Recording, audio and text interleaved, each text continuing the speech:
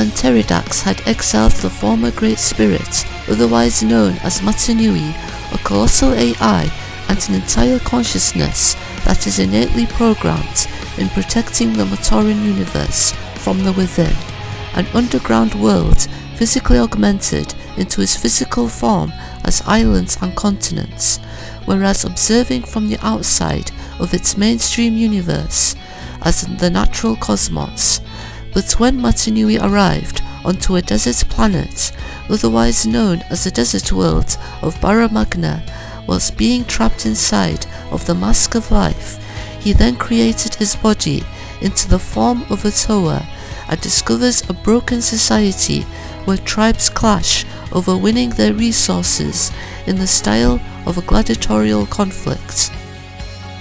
Upon learning the societal homeworld of the Glatorian and its Agori villagers, the former Great Spirit then set out on his quest to unite Bara Magna with the aid of the Agori and Glatorian friends, Akar, Kina, Gresh, and the blue Agori named Berix, as well as their main invaluable mission in ending the tyrannical reign of Teridax.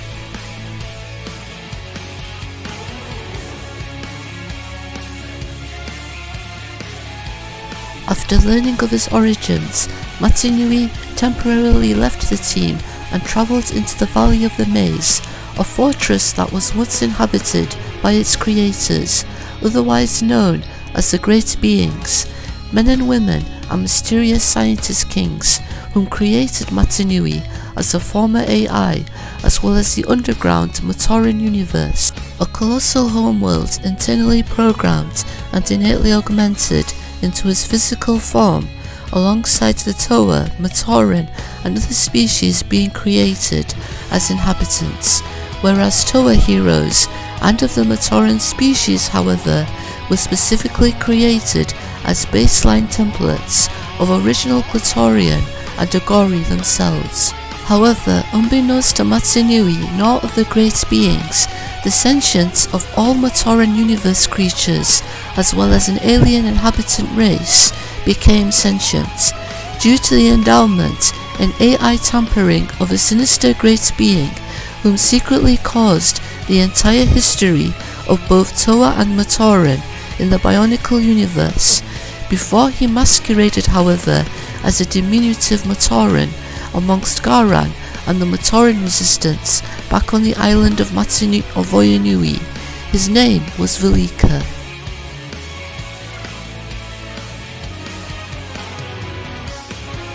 When Magna Nui entered the fortress, however, he quickly spotted a green Agori villager named Tarduk, whom was suspended in chains and therefore left above from the boiling lava. As he quickly saved the Agori, the temperature in the chamber room begins to increase as the walls around them had melted. But as they escape, Magna Nui then dug out and opened an underground hatch that was deeply buried between the rocks, acknowledging the fake-looking landscape as a mechanical-like volcano that was made by the Great Beings. Magna Nui had then ordered Tarduk to stay behind, whilst he entered the hatch and discovers an entire computer room that was built inside of the volcano. But as the hero learns more of his purpose, however, as well as the invaluable need of the second robot in order to stop the Makuta, Magna Nui and Tarduk must then travel into the maze and therefore sort out a cube-like device as a power source in order to bring out the smaller, giant robots to life. As they return to the Mega Village with their retrieved power source in order to re-energize the ancient robots after 150,000 years, despite the fears of Gresh and of the Agori village leader of the Fire Tribe named Ranu, the rest of the Agori and of the Glatorian warriors had then left the village, a currently reformed village that was consisted of giant structures as well as mechanical parts of the old robots. But as they took shelter into the large and mountainous caves, Magna Nui then transfers his spirit into the controls of the prototype robot and therefore took control as his new body. Whilst performing his attempt to restore the Earth-like world, otherwise known as Zephyrus Magna, a singular planet that was once whole as integrated regions and diverse climates. Before he begins the process of restoring the planet, however, due to his use of gravitational powers in his new form, Teridax soon arrived in Matanui's original body as the Great Spirit robot.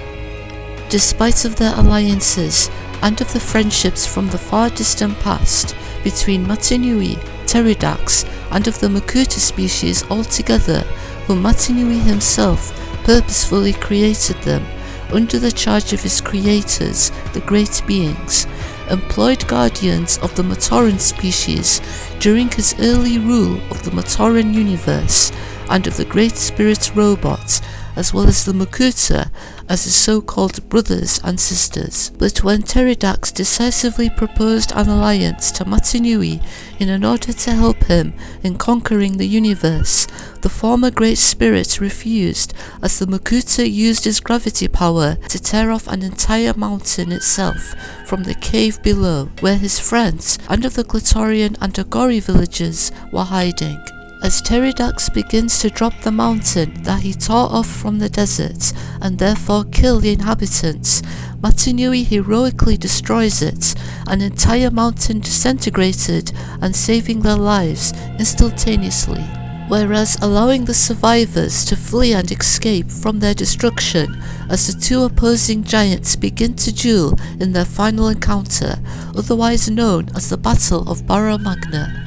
With Matanui desperately fighting his so-called brother, his Glatorian friends and of the Agori devises a plan to aid Matanui by distracting Teridax in firing the Thornax launchers at the Makuta.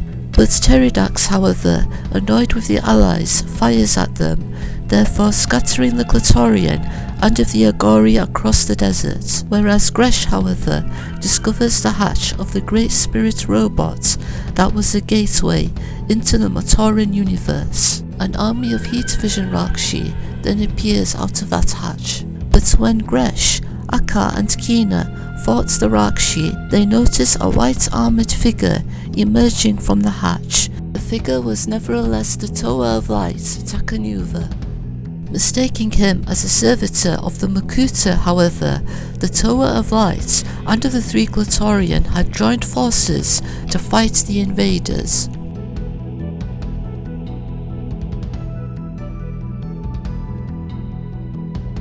With the heat vision Rakshi invading into their desert world, Nektan, a Skadi warlord and lieutenant of Teridax's Skadi army, invaded into Bara Magna, alongside other Rakshi of other elements that is emerging from the Great Spirit robot, while the battle ensued further between the Glatorian and of the Makuta's armies of both Rakshi and Skadi. Tahu, the Tower of Fire and the leader of the Toa Nuva, eventually stumbled outside of the Matoran universe as the Great Spirit robot, and henceforth the desert surface world of Bara Magna. But shortly afterwards, however, Tahu initially receives a vision from the Kanohi Igniker, the Mask of Life speaking with him of the golden armour, pieces of armour equipment that was created by the Igniker, whilst evolving Tahu back into his original form as the Toa Mater. In spite of this, however, the mask then explains to the Toa that the armour was the only key weapon designed for his original form in order to amplify his strength and therefore defeat Teridax's armies, with the armour being created for Tahu and of the mask's telepathy and communication with him. Teridax then notices the creation of the mask's armour as he fires a beam of energy, scattering the powerful armour pieces across the localized desert sands of Bara Magna. Upon learning of the golden armour with the aid of Takanuva and Gresh, the heroes then retrieved the armour pieces from the Skrull and from the Skadi soldiers for Tahu to use, whilst Tahu, however, battled Nektan for the possession of the Golden Shield, a golden armour piece created by the Igniker. But when the Tower of Fire wears the armour, however, energies were then releasing from his body, giving him all the powers of the Krater due to killing all the elemental type Rakshi creatures, slugs created by Teridax to control the Rakshi's mechanical bodies, and used by Takanuva to find Teridax and of his lair during the last confrontation way back on the island of Matanui, as well as newly created creatures responsible for infecting Kanohi masks of both great and noble types with its antidermis essence, in order to mind control the wild Rahi back on Matanui and therefore harass the Matoran. With the Rakshi incinerated by Tahu's powers of the elemental type Krater slugs, Teridax stumbled in due effect, as well as having a sudden shock of Rakshi being killed, therefore weakening the Makuta in the due process.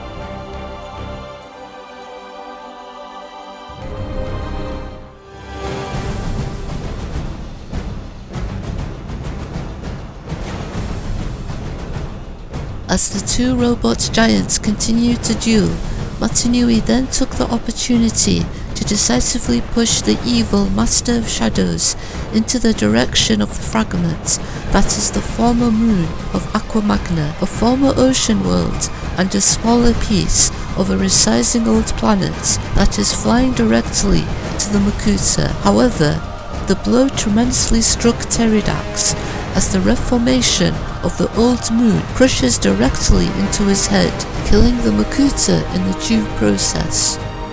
With Matanui's use of its last remaining powers, and of the combining mask power of the Igniter, the former moons of Magna, and of its sister jungle moon, otherwise known as Magna, began fusing themselves onto the desert world of Bara Magna itself. With every last remaining power in his disposal, Matanui has successfully restored the planet by finally covering upon every wasteland into lush flora whilst healing some of the worst damages, whereas the two other planets that is emerging under Matanui's control swiftly infused themselves and beforehand, therefore turning the desert world that was Bara Magna into a larger sized and singular planet as the old world of Zephyrus Magna. After the end of an epic confrontation between the two powerful men, all members of the Matoran universe had then abandoned their native homeworld from the underground caves, otherwise known as the Matoran universe, emerging themselves and all the way from the damaged and inoperable body of the Great Spirit robot, whilst emerging onto the surface of the new world that the former Great Spirit had created. With every last power, Matanui had then cured the victims of the mutagens from the waters of Magna, including the enemies of the Toamari, the Baraki, therefore turning them all back into their original forms as amphibious beings. After reflecting over Teridax's defeat, Matanui watched as Toa, Glatorian, Taraga, Matoran, the Agori, and all other species coming together. With his destiny finally complete, Matanui decisively crumbled himself, making his robot body fall apart, whilst retreating his mind and spirit back into the Kanohi Igniter when Tahu, Kina, Aka, and many other Toa and Glatorian had rushed over to the site of Matanui's fall. His red Glatorian friend Aka had then retrieved the Kanohi Igniter from the wreckage. However, Matanui arose whilst being inside of the Mask of Life. As he hovers above from the entire crowd, he then tells the inhabitants of two alien worlds to share this new paradise, as well as giving them an invaluable task at hand of finding the great beings whom created him, and to therefore inform them of the mission that he completed. Aka then asks of Matanui if he would ever stay and lead them. However, with an emotional heavy heart, Matanui refused, as he declares that it was not yet his time, nor even yet his place, to ever walk amongst the two peoples of both worlds on their newly reborn planet, despite of the commodities and of the newfound friendships that he still has with Aka, Kina, Gresh, and Berix.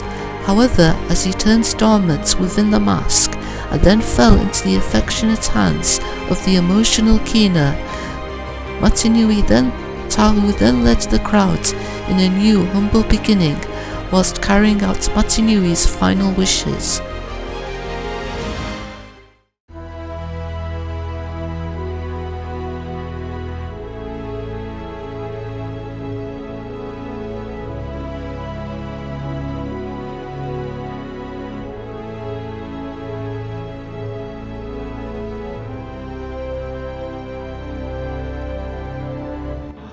Hi, my name is Greg Farchty. I was the writer for the Bionicle comics and the Bionicle chapter books. Bionicle was very important to me. It was one of the first things I worked on when I came to LEGO. It was the most successful thing I worked on prior to Ninjago. It was a chance to be on a story team. It was a chance to write comics. It was a wonderful universe created by Bob Thompson and his team prior to my coming here. It had enough story potential that frankly we could have written stories for it for 50 years and still not run out of material. That was what a great job they did creating this universe, and I was honored and privileged to get to work on it for as long as I did. I basically lived and breathed Bionicle for 10 years. I was writing the comics, I was answering fan questions, I was working on the novels on the weekends, so it was a very, very big part of my life, and it's something that I miss every day. I was fortunate enough to get to interact with fans on BZ Power from 2003 on, sometimes answering 400 or 500 questions a day.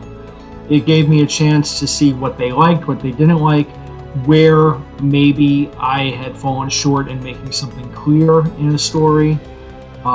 It was invaluable to me as a writer, and it gave me the chance to form some relationships. I still hear from Bionicle fans who are now adults. I hear from some who say that they became writers because of something that I wrote inspiring them. That's very gratifying.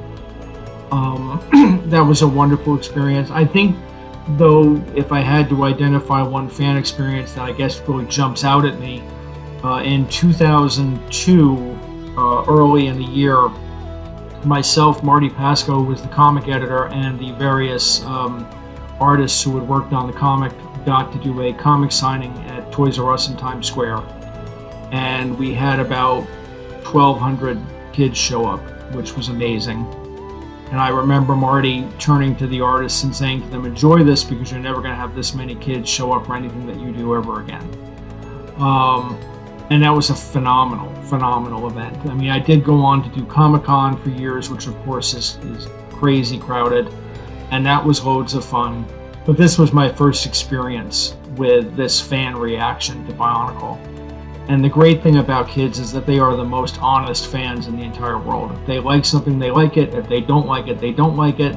They're not going to split hairs. They're just going to be honest with you about how they feel about it.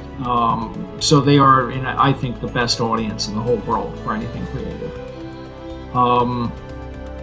It was great working on the story team, seeing the story ideas develop. I don't think there was anything that was one person's idea. We would throw an idea out, somebody else would build on it, somebody else would build on it, and by the time you were done, you had something better than what you started with. Those were great fun meetings to be in. I mean, we talked, we argued, but we always came out with something that we were happy with, and they were a great bunch of people to work with, Christian and Yepa and everybody that was involved with that whole endeavor. So Bionicle was something that had never existed before, really, and maybe never will again. I don't know if any other company could ever do something like this. It was just the right people at the right time and the right concept, and people willing to take a chance and believe in it, give it the freedom to grow, give it the creative opportunity to become what it was going to be.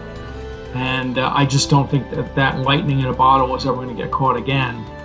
It's something that I'm very proud to have been involved with. I'm very proud to have been associated with the people that worked on it. And I'm very proud of the fact that fans still care about it. As I pointed out in the past, Star Trek only survived because the fans cared about it after the first series got canceled. Bionicle only survives because the fans still care about it. As long as somebody is thinking about it, as long as somebody loves it, it's never actually gone. Hello, my name is Christian Faber, and I want to say a big congratulations to the whole Bionicle community. This is the 20-year anniversary of the Bionicle theme, and I had the great privilege to be part of the team that created Bionicle 20 years ago. So, as you know, this canister drifted ashore on the island of Magna Nui, and since then everything has been affected by that on my side, because the way I think creativity, the way you can do collaborations and everything is so much shaped by the Bionicle experience. The fans has been amazing all the years. This interaction where you are sending stuff out and you're getting immediate response, that's just amazing. It was the first time I experienced that because the internet was very, very young, and the Magna Nui online game was sort of the first to come out and really approach the fans and give them a possibility to sort of experience the island and the legend, but doing it in their own tempo and step by step. So in some way this story was built, or it was created like a puzzle, or like a Lego model, where you have all these small bricks and you put them together, and the more you have, the greater a model you can do. So this is the way the story is built. It was amazing to be part of a really creative process where we really didn't expect this sort of longevity of the process, but we tried to make an open story world. And the little thing I want to show you is this,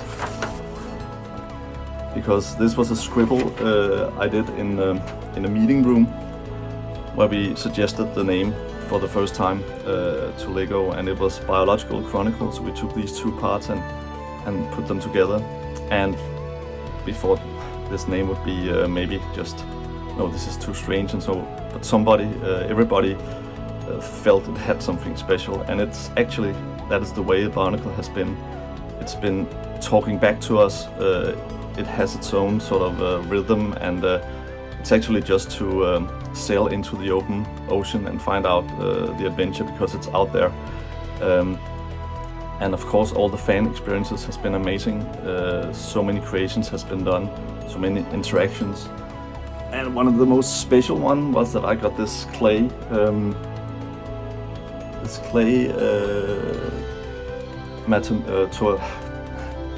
Tuatahu mask, and it squeezed together during the sort of the process in the oven, but I think it's amazing piece of art.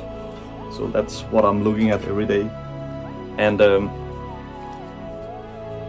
yeah, the inspiration for Bionicle I think came from a lot of different places. It was the situation with the ball joints, the new building system, creating characters and wanting to sort of give them a longer life than just 1 year.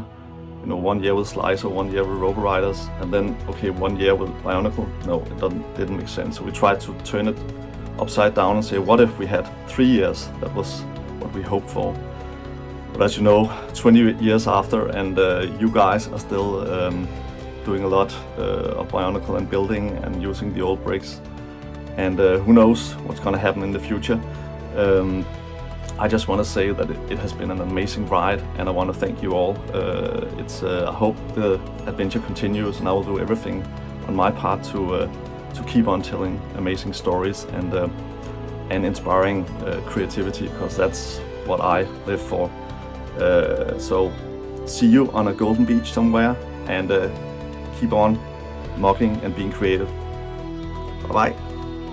Although the toy line has sadly ended after 10 incredible years, as well as the sequel stories of the Yesterday Quest and the Powers That Be that was discontinued in 2011, the Bionicle legend still lives on through exciting fan projects of official media that will soon come out in the future, such as the official open source online game of Bionicle, The Quest for Magna Nui, and the Trina Initiative project of the official Bionicle fan site, Mask of Destiny, where a project team, Lightstone Studios, remake the long-cancelled Bionicle PC game of 2001, otherwise known as The Legend of Magna Nui, where fans can download and play the game, and for free, with many updated versions of the classic game that will be releasing for many years to come as an ongoing project, and Team Kanohi's official online game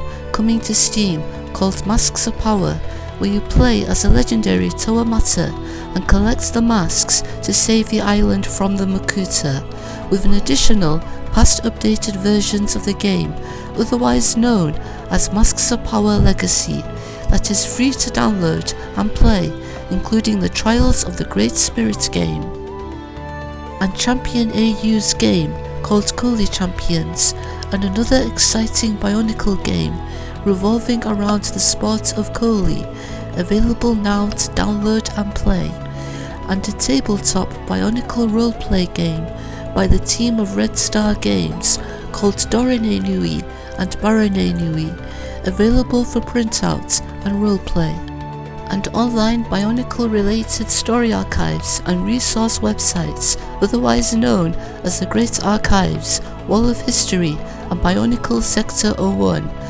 and of course Bionicle Day, an online community event hosted by the Bionicle fan community every year on both YouTube and Twitch streaming platforms.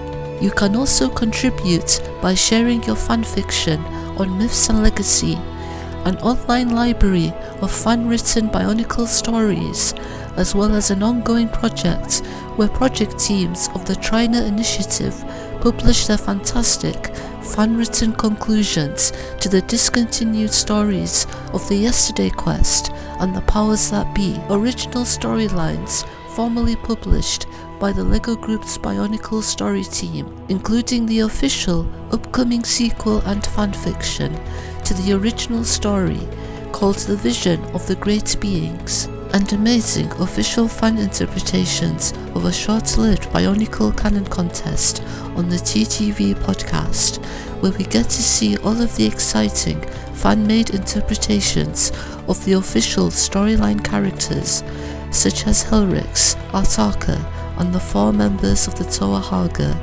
official storyline characters who are not yet released beforehand as LEGO's official line of sets, nor in multiple interpretations as their official fan art.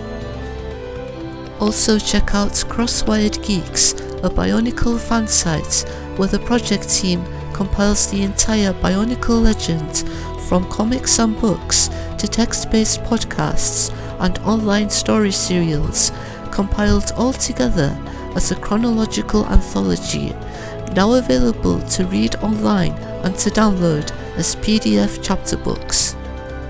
And finally, the Biomedia Project, a Longtime fan site and now converged sister site of Mask of Destiny, where fans can download every preserved Bionicle content from every decade, such as promo CDs, wallpapers, online videos, video games, books, and much more, also available to view online. And the Amaja Nui Tales, a dedicated Bionicle YouTube channel that focuses on the different stories and its lore of the Bionicle mythos. However, as the question still lingers amongst many fans in the Bionicle community, should LEGO bring Bionicle back, it is still perhaps a debatable topic in my honest opinion, but I personally feel that Bionicle should stay in its place, probably for now, where fans of the community can continue on thriving by sharing their creativity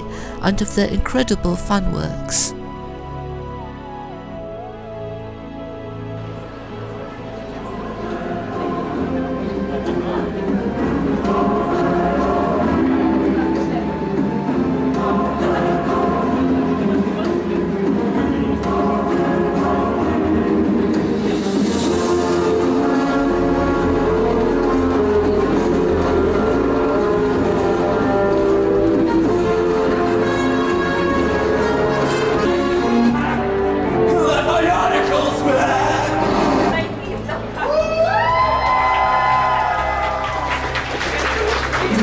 Bionicle has also inspired me in becoming a future author in creative writing, and maybe, and in wishful thinking, we could see Bionicle coming back in a media format in place of selling toys to today's generation of kids, such as an animated and cinematic streaming television series focused on the G1 story lore as a love letter to all of the grown-up fans now in their 20s and early 30s like myself. It might not ever happen realistically, however, but it is good to have them, at the very least, as fun dreams and creative imaginations as a lifelong fan of this wonderful franchise and of its modern mythology. What is your favourite year of Bionicle? Leave your comments below, and don't forget to leave a like and subscribe. Until next time.